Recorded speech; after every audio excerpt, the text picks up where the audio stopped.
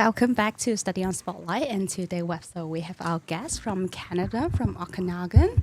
So we have Raquel and Wendy with us today. So would you mind introducing yourself and where you're from? And Absolutely. We're so happy to be here. My name is Raquel Steen, and I'm one of the assistant superintendents of Central Okanagan School District in British Columbia. Mm-hmm.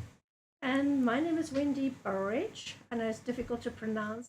It is what it is.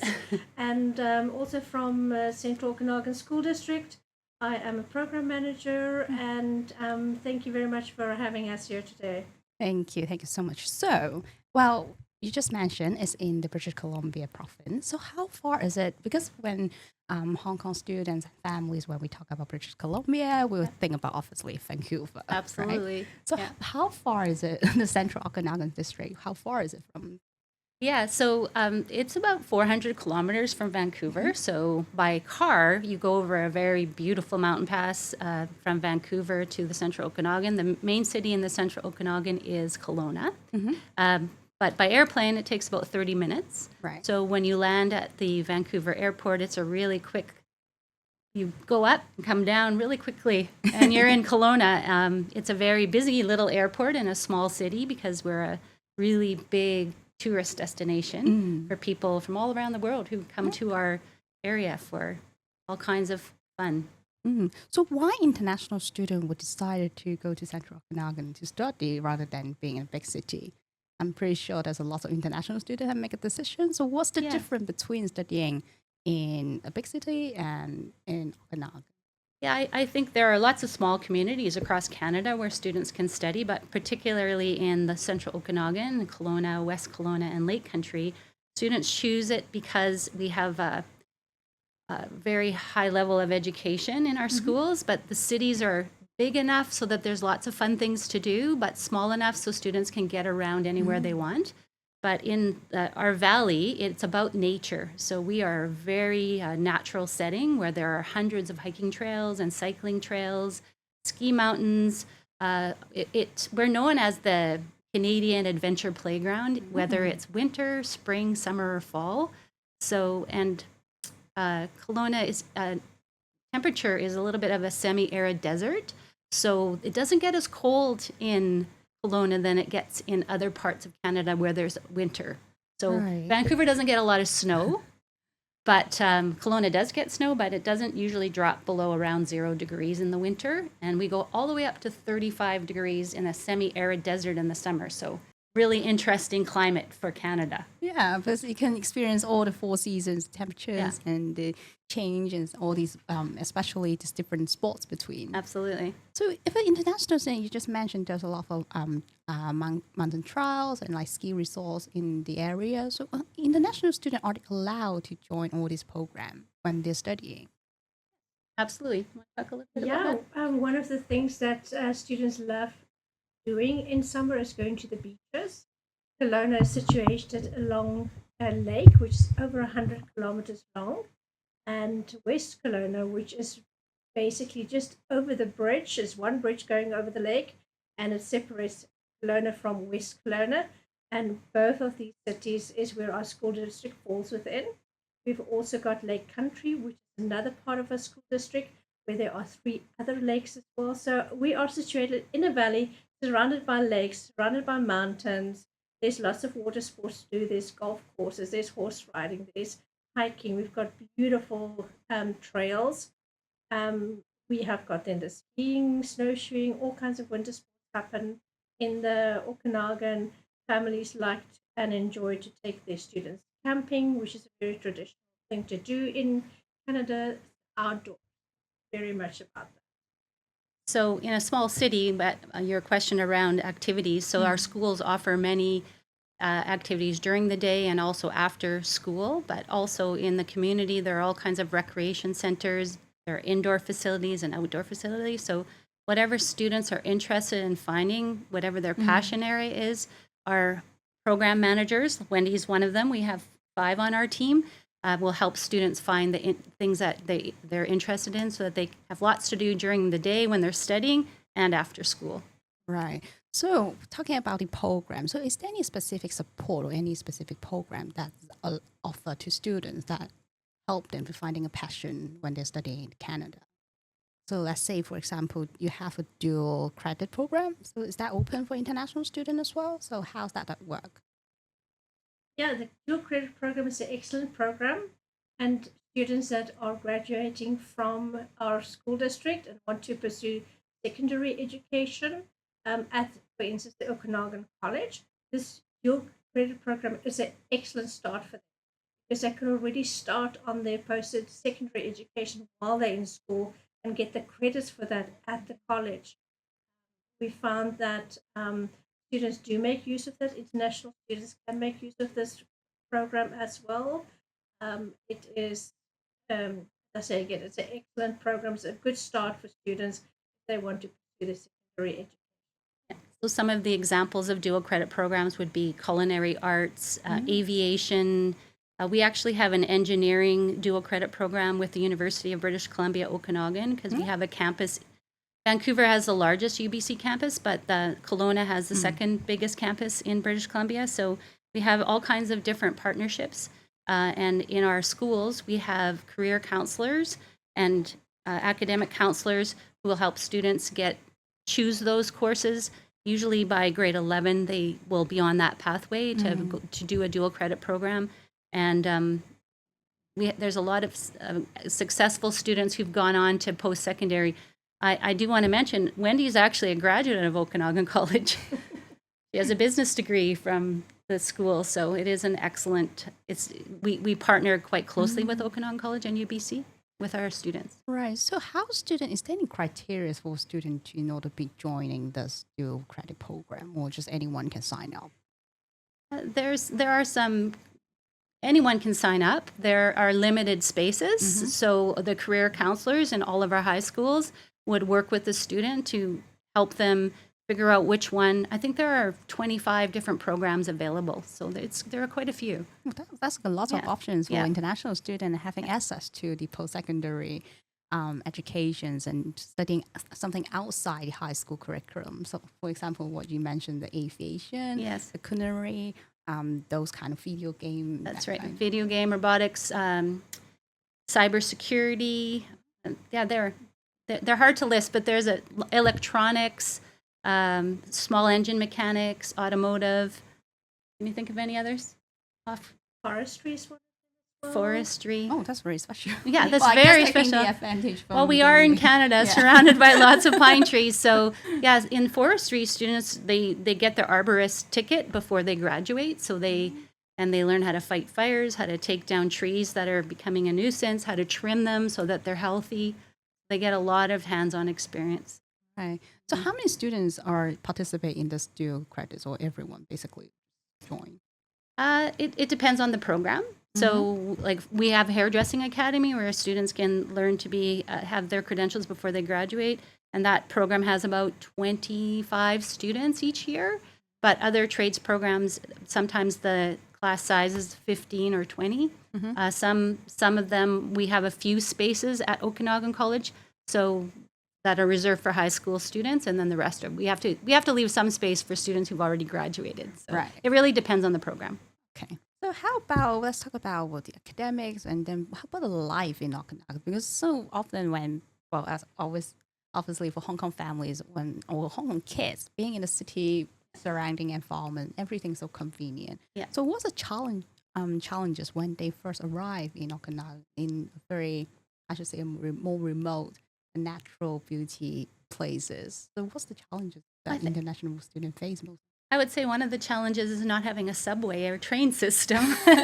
So students learn to navigate we have a transit system in the Okanagan. So that would be one of the first ones, but just also learning how to relax and just enjoy being out in a natural setting and finding the quiet restaurants and clubs and places where they can go and spend their time and really engage in their passionate areas. And just to add to that, I know Kelowna is not a really high population. Like it's around, with all three communities, around 250,000 people, which seems small. However, Kelowna, because it is a very popular tourist destination in Canada, has more restaurants per capita than a typical small city would have.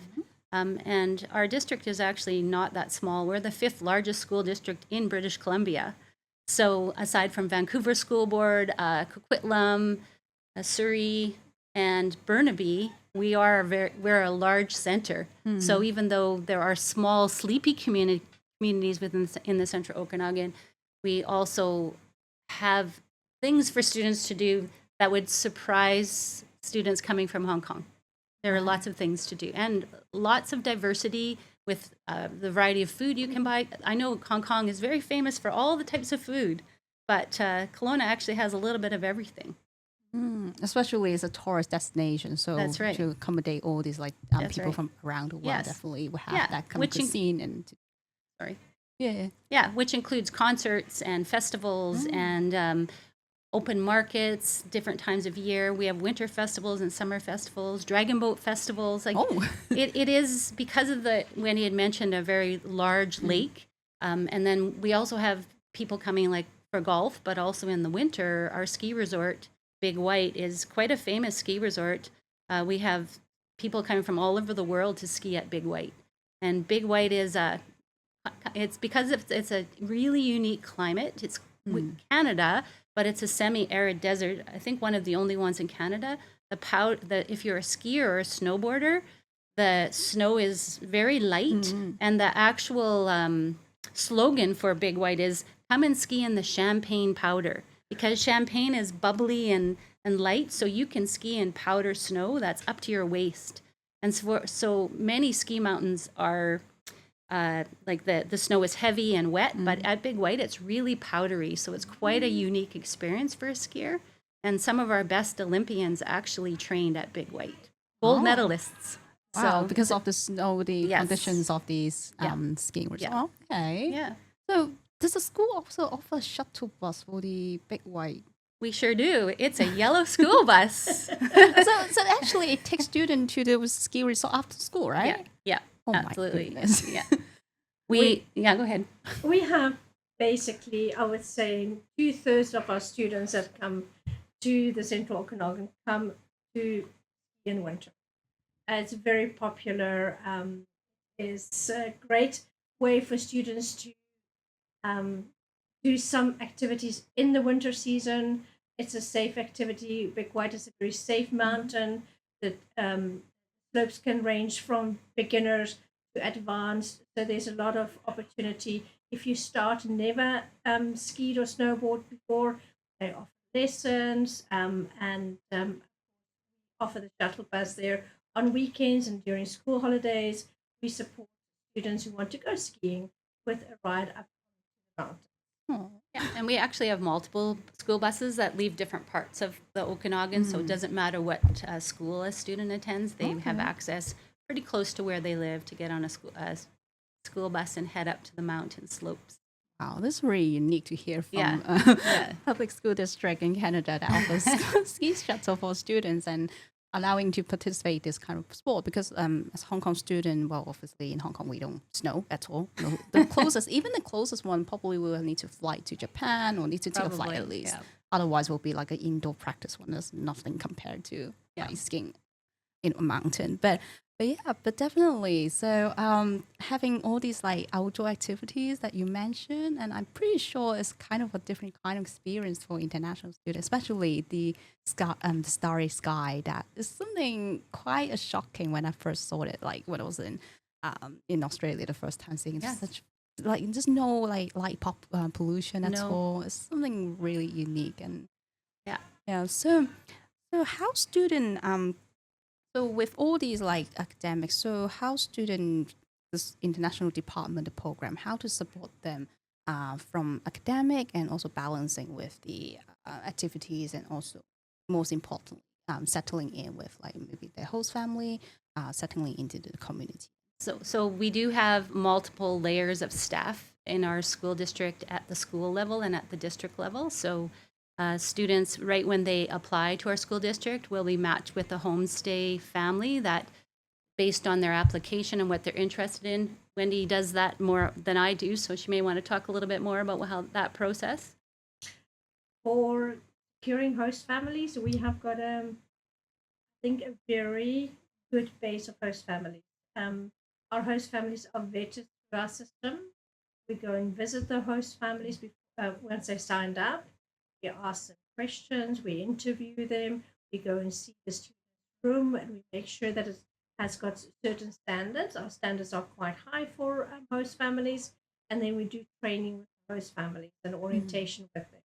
Make sure that they are prepared for when their students are arriving. Our students also come to the airport when the students are arriving. They have big signs that they hold up welcoming the students. It's a festive occasion. It's probably one of my favorite times of the year is when students start arriving at the airport and you see hugs being exchanged, high fives, smiling families coming with the whole family, the little children. The whole family comes to greet their students at the airport. And then the saddest time of the year is again when they say goodbye to them. Host families are very interested in international students. They want to learn about the culture. They want to engage the student fully into their family, and they want to do stuff with the students. And we find that our families are very much involved in everyday life of the students. And we're very proud of our host families. We see them as part of our community of host families. Yeah, and then once students are settled in the home, our homestay, our program managers go to the schools a couple times a week and make sure that students are okay. And we have teachers in each of our high schools that are dedicated to international students. So they have a space in the school where all the students know they can come at any time. So there's a full-time teacher and they have a very big expertise on international studies and what students need. So the homestay program managers and the teachers work very closely together. All of our schools also have ESL teacher, ELL teachers, and then we have administrators who also oversee the international program. And then at the district level, we have administrators and other key people that support international education. So there are multiple layers in the program, and then within each school, I think I mentioned we have career counselors and academic counselors that are open offices where students can go anytime and ask questions. And some of them have a very good expertise with international courses and how they transition to post-secondary. Right. So to just touch on the other important topics that about the career support or the the planning after high school. So for the international student, obviously they have the career support team, the members in school. So what else? Is there any other events that the school or the district will host in order to allow the student explore the opportunities after? Yeah, absolutely. We have many post-secondary institutions in Canada will travel to the schools and offer a post-secondary evening, so students can like a fair, post-secondary fair.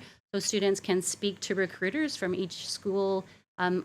We have schools that come from across Canada, but also we have specific times where our international students can tour the post-secondary institutions in our own city. So they will visit UBC, Okanagan, and they will visit Okanagan College, and we work very closely with those staffs.